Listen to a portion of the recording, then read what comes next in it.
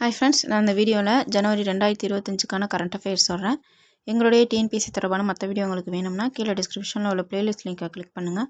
எங்களுடைய வீடியோ உங்களுக்கு யூஸ்ஃபுல்லாக இருந்துச்சுன்னா கண்டிப்பாக மற்றவங்களுக்கு ஷேர் பண்ணுங்கள். நாங்கள் போடுற வீடியோ உங்களுக்கு நோட்டிஃபிகேஷன் ஆகணும்னா எங்களுடைய சேனலை சப்ஸ்கிரைப் பண்ணிவிட்டு பக்கத்தில் இருக்கிற பெல் ஐக்கானில் ஆளுங்கிற ஆப்ஷனை கிளிக் பண்ணிக்கோங்க. இந்த வீடியோவில் பார்த்தோம்னாக்கா ரெண்டு கரண்ட் அஃபேர் தான் பார்க்க போகிறோம்.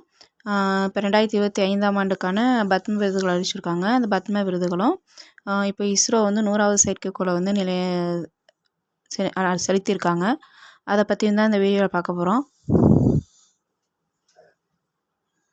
ஃபஸ்ட்டு பத்ம விருதுகள் பற்றி பார்ப்போம். பத்ம விருதுகள் 2025ஆம் ஆண்டுக்கான மொத்தம் பார்த்தோம்னா 139 பத்ம விருதுகளை வந்து குடியரசுத் தலைவர் வழங்கறதுக்கு ஒப்புதல் வழங்கியிருக்காங்க. மொத்தம் எத்தனை விருதுனா 139. பத்ம விருதுகளில் என்னென்ன விருது வரும்னு பார்த்தோம்னாக்கா பத்ம விபூஷன், பத்ம பூஷன், பத்மஸ்ரீ, இந்த 3 விருதும் வரும் பத்ம விருதுகளில்.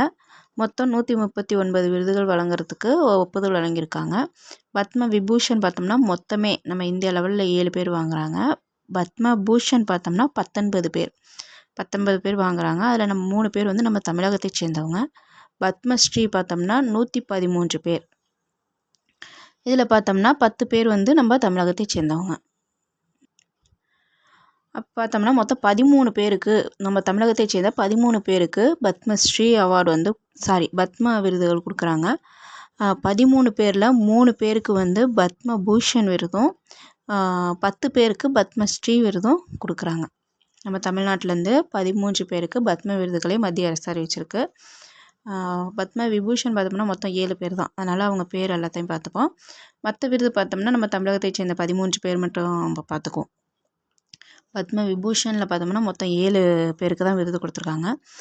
ஃபஸ்ட்டு யாருன்னு பார்த்தோம்னா துவ்வூர் நாகேஸ்வர் ரெட்டி, இவங்க வந்து மருந்து பிரிவில் இவங்களுக்கு கொடுத்துருக்காங்க. துவ்வூர் நாகேஸ்வர் ரெட்டி. இரண்டாவது பார்த்தோம்னா நீதிபதி ஸ்ரீ ஜெகதீஷ் சிங் கேகர், இவங்களுக்கு வந்து பொது விவகாரங்கள்ங்கிற பிரிவுக்கு கொடுத்துருக்காங்க. மூன்றாவது பார்த்தோம்னாக்கா குமுதினி ரஜினிகாந்த் லக்கியா, இவங்களுக்கு கலைப்பிரிவில்.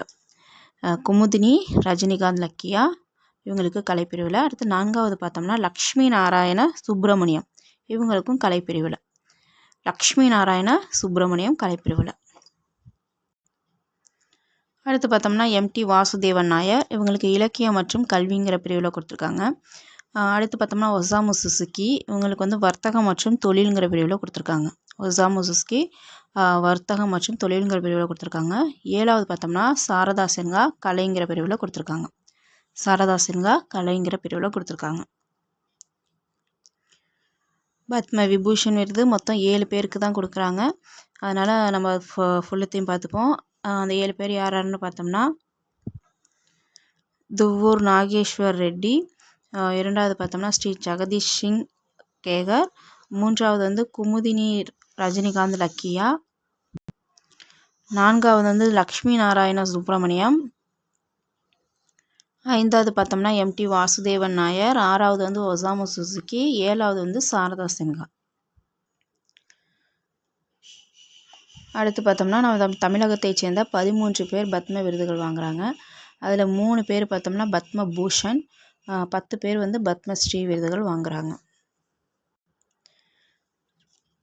ஃபஸ்ட்டு பத்மபூஷன் விருது வாங்குகிற 3 பேரை பார்ப்போம். ஃபஸ்ட்டு நமக்கு எல்லாருக்குமே நல்லா தெரிஞ்சவங்க தான் நடிகர் அஜித்குமார். இவங்களுக்கு பத்மபூஷன் கலைப்பிரிவில் இவங்களுக்கு பத்மபூஷன் விருது கொடுக்குறாங்க. அடுத்து 2வது பார்த்தோம்னா நடிகை சோபனா, இவங்களும் நடிகை தான், இவங்களுக்கும் பத்மபூஷன் விருது கொடுக்குறாங்க. 3வது நல்லி குப்புசாமி செட்டி, இவங்களுக்கு பத்மபூஷன் கொடுக்குறாங்க. 3 பேருக்கு பத்மபூஷன் விருது பார்த்தோம்னா நம்ம தமிழகத்தை சேர்ந்த 3 பேருக்கு கொடுக்குறாங்க. நடிகர் அஜித்குமார், நடிகை சோபனா, 3வது வந்து நல்லி குப்புசாமி செட்டி. அடுத்து பத்மஸ்ரீ விருதுகள் பார்ப்போம். பத்மஸ்ரீயில் பார்த்தோம்னாக்கா செஃப் தாமு, லக்ஷ்மிபதி ராமசுப்பையா, 3வது வந்து எம்டி சீனிவாஸ், அடுத்து ரவிச்சந்திரன் அஸ்வின் கிரிக்கெட் வீரர் ரவிச்சந்திரன் அஸ்வினுக்கு கொடுக்குறாங்க. அடுத்து தெருக்கூத்து கலைஞர் PK சம்பந்தன், அடுத்து பார்த்தோம்னா RG சந்திரமோகன். அடுத்து 7வது யாருன்னு பார்த்தோம்னா ராதாகிருஷ்ணன் தேவசேனாதிபதி, அடுத்து 8வது வந்து சீனி விஸ்வநாதன், அடுத்து 9வது பார்த்தோம்னாக்கா பறை இசைக்கலைஞர் வேலு ஆசான். இவங்களுக்கும் பத்மஸ்ரீ அவார்டு கொடுக்குறாங்க. அடுத்து 10வது வந்து தாளவாத்திய கலைஞர் குருவாயூர் துரை. தாளவாத்திய கலைஞர் குருவாயூர் துரைங்கிறவங்களுக்கும் பத்மஸ்ரீ அவார்டு கொடுத்துருக்காங்க. நம்ம தமிழகத்தை சேர்ந்த 13 பேர் பத்ம விருதுகள் வாங்குறாங்க. அதில் 3 பேருக்கு பத்மபூஷன் விருதும் 10 பேருக்கு பத்மஸ்ரீ விருதும் கொடுக்குறாங்க. பத்மபூஷன் விருது வாங்குகிற 3 பேர் யாருன்னு பார்த்தோம்னாக்கா நடிகர் அஜித்குமார், நடிகை சோபனா, நல்லி குப்புசாமி செட்டி. பத்மஸ்ரீ விருது வாங்குகிற 10 பேர் பார்த்தோம்னாக்கா செஃப் தாமு, லக்ஷ்மிபதி ராமசுப்பையா, எம்டி சீனிவாஸ், ரவிச்சந்திரன் அஸ்வின், தெருக்கூத்து கலைஞர் PK சம்பந்தன், RG சந்திரமோகன், ராதாகிருஷ்ணன் தேவ சேனாதிபதி, சீனி விஸ்வநாதன், பறை இசை கலைஞர் வேலு ஆசான், கடைசி வந்து தாளவாத்திய கலைஞர் குருவாயூர் துரை. பத்ம விருதுகள் 2025 அறிவிச்சிருக்காங்க. மொத்தம் 139 விருதுகள். அதில் பத்ம விபூஷன் 7 விருது, பத்மபூஷன் 19 விருது, பத்மஸ்ரீ 113 விருது. நம்ம தமிழ்நாட்டிலேருந்து பார்த்தோம்னாக்கா 13 பேருக்கு இந்த விருது கொடுக்குறாங்க. அதில் 3 வந்து பத்மபூஷன், 10 வந்து பத்மஸ்ரீ அவார்ட்ஸ். பத்ம விபூஷன் வாங்குறதுல 7 பேர், 7 பேர் பார்த்தோம் ஃபுல்லாக. மறுபடியும் ரீகால் பண்ணும்போது நான் ஒருத்தர சொல்கிறேன். அடுத்து நம்ம தமிழகத்தை சேர்ந்தவங்கன்னு பார்த்தோம்னாக்கா 13 பேர். 13 பேரில் வந்து 3 பேருக்கு பத்மபூஷனும் 10 பேருக்கு பத்மஸ்ரீயும் பார்த்தோம். அடுத்தது பார்த்தோம்னாக்கா இஸ்ரோவின் 100வது ராக்கெட், செகண்ட் கரண்ட் அஃபேர் வந்து இஸ்ரோவின் 100வது ராக்கெட்டான GSLV F-15 அதை பற்றி தான் பார்க்க போகிறோம். இதில் வந்து எந்த செயற்கைக்கோளை வச்சு அனுப்புனாங்கன்னு பார்த்தோம்னா, அனுப்பப்பட்ட செயற்கைக்கோள் அதோட பேர் என்னன்னு பார்த்தோம்னா NVS-02. இஸ்ரோவின் 100வது செயற்கைக்கோள் வந்து GSLV F-15. இதில் பார்த்தோம்னா NVS-02ங்கிற செயற்கைக்கோளை செலுத்தியிருக்காங்க. இந்த ஆண்டோட முதல் ராக்கெட் தான் வந்து இந்த GSLV F-15. 2025ஓட முதல் ராக்கெட் எதுன்னு பார்த்தோம்னா இந்த GSLV F-15. இந்த GSLV F-15 மூலம் NVS-02 செயற்கைக்கோள் வந்து துல்லியமாக சுற்றுப்பாதையில் செலுத்தப்பட்டிருக்காங்க. இந்த ஆண்டோட செயற்கைக்கோள் ப்ளஸ் இன்னொரு பாயிண்ட்ஸ் என்ன சொல்லனாக்கா, இஸ்ரோ தலைவராக பொறுப்பேற்றிருக்க நம்ம தமிழகத்தை சேர்ந்த நாராயணன் அவங்க தலைமையில் அனுப்பக்கூடிய முதல் ராக்கெட்டும் இந்த GSLV F-15 தான். அடுத்து பார்த்தோம்னா SSLV PSLV வரிசையில் இப்போ GSLV வந்துகிட்டு இருக்கு. அந்த GSLV வகையில் இது வந்து 17வது ராக்கெட். சரி, அப்போ அதில் வச்சு அனுப்பப்பட்ட NVS செயற்கைக்கோளோட பயன்பாடு என்னென்னு பார்த்தோம்னாக்கா, நம்ம இந்தியாவின் நெட்வொர்க் நேவிகேஷனை துல்லியமாக கொடுக்குமா. நெட்வொர்க் நேவிகேஷனை துல்லியமாக நமக்கு கொடுக்குமா. அதாவது ஏற்கனவே உள்ள 4 செயற்கைக்கோளுடன் சேர்ந்து தரை, வான் மற்றும் கடல்வழி போக்குவரத்தை கண்காணித்து தகவல் அளிக்கும் அப்படின்னு சொல்லியிருக்காங்க. அதே போல் இந்த செயற்கைக்கோள் வந்து நாட்டின் பாதுகாப்பு, போக்குவரத்து மேலாண்மை, நில வடிவமைப்பு, விவசாயம், துரித நிவாரண சேவைகள், சர்வே உள்ளிட்ட விஷயங்களுக்கு வந்து பயன்படும் அப்படின்ட்டு சொல்லியிருக்காங்க. குறிப்பாக பார்த்தோம்னா இந்தியாவின் நில வரைபட அமைப்பை வந்து மேம்படுத்துகிற வகையில் இந்த NVS-02 செயற்கைக்கோள் இருக்கும் அப்படின்ட்டு சொல்லியிருக்காங்க. வட்டப்பாதையில் வந்து நிலைநிறுத்திட்டாங்க. அதாவது இது வந்து ஒரு அது இந்த நியூஸ் வந்து ஒரு 4 நாள் சென்று தான் நான் அந்த வீடியோ போடுறேன். இப்போ வந்து தகவல் என்ன சொல்லியிருக்காங்கன்னு பார்த்தோம்னாக்கா, இந்த புவி வட்டப்பாதையில் நிலைநிறுத்திட்டாங்களாம். புவி வட்டப்பாதையிலையும் சுற்றிட்டு வந்துட்டுருக்கு. ஆனால் அதை வந்து மேல் நிலைநிறுத்த முடியல அப்படின்ட்டு சொல்லியிருக்காங்க.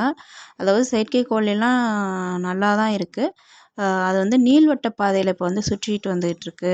அதை வந்து நாங்கள் சரி செஞ்சிருவோம் அப்படின்ட்டு இப்போ சொல்லியிருக்காங்க. ஒரு 4-5 நாள் சென்று வந்த நியூஸு. இது வந்து நான் அந்த நியூஸ் வந்ததுக்கப்புறம் 4-5 நாள் சென்று போகிறதுனால அதுக்கப்புறம் வந்த நியூஸ் தான் இப்போ சொல்லியிருக்கேன்.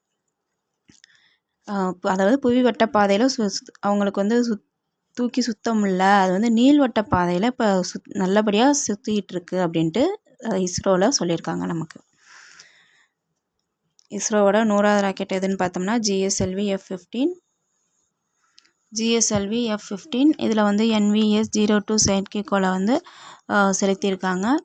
இந்த ஆண்டோட முதல் ராக்கெட். ப்ளஸ் இன்னொரு பாயிண்ட் என்ன சொல்லலான்னாக்கா, நம்ம தமிழகத்தை சேர்ந்த வி நாராயணன் பொறுப்பேற்றதுக்கப்புறம் இஸ்ரோ தலைவராக பொறுப்பேற்றதுக்கப்புறம் செலுத்தப்படுற முதல் ராக்கெட்.